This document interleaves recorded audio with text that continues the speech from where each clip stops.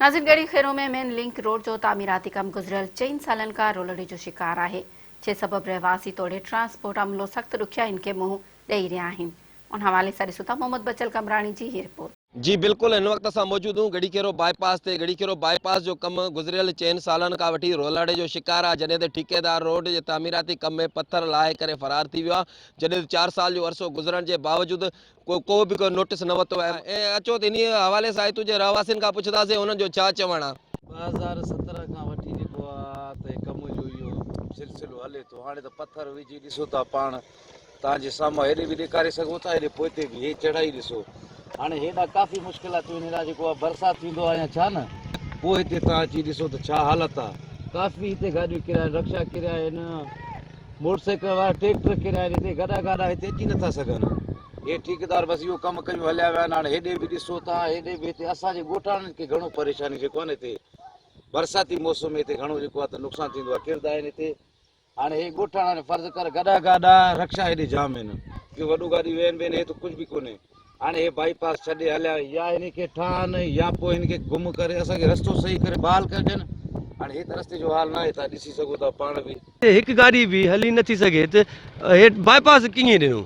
अञा शहर जो रौनक ई तबाह कयूं। हाणे जेको गाॾी अचे पियो, पाण तव्हां ॾिठो त 2 सालनि खां वठी ट्रक अक्सर सभु हिते फासी वेंदा आहिनि। वरी उहे ज़लील जुदा हे एॾो सारो तालुको आहे साईं। असां सिंध हुकूमत खे अपील था कयूं त बराए महिरबानी तरक़ियाती कम गढ़ी खेरे में कराया वञनि ऐं उन्हनि जो जाइज़ो बि ऐं PA MNA पाण में पिया आहियूं। सम्झी विया छा आहे त हिन रोड खे 2-3 महीना न को ठेकेदार, न मुंशी, न को पाड़े जो वॾेरो ई आहे कि बाबा पुछनि था छा आहे, छा सूरनि में ग़रीब लॻा पिया आहिनि। हर हमेशह अचूं वञूं था, असांजो रोज़ इहो ई लॻो पियो आहे। हेॾो अचूं था त होॾो वञूं था, का पुछण वारो ई न आहे।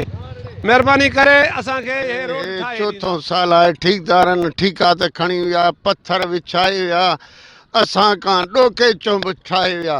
स्कूटर बि धू खामे में। तव्हां हिते ॾिसो था त छा हशर आहे असां सां।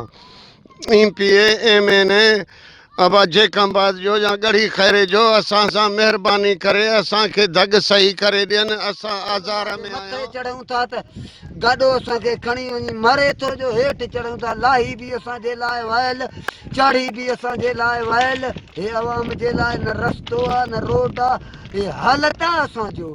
असां मरी वियासीं, ख़ुदकशी करण लाइक़ु तयारु तव्हां हितां जे मौजूद रहवासियुनि जो ॿुधो, हुननि जो इहो चवणु हो त गढ़ी खेरे खे तरक़ियाती कम ॾिना था वञनि त लेकिन उहे तरक़ियाती कम अरसो गुज़रण जे बावजूद बि मुकमल नथा थियनि। ऐं हिननि जो इहो चवणु हो त हितां जा चूंडियल नुमाइंदनि का इहो मुतालबो करे रहिया, जेकॾहिं तरक़ियाती कम ॾिना था वञो त उन्हनि ते के मुकमल बि करायो वञे। कैमरामैन राशिद अली बबर सां गॾु मोहम्मद बचल कमरानी, मेहरान TV।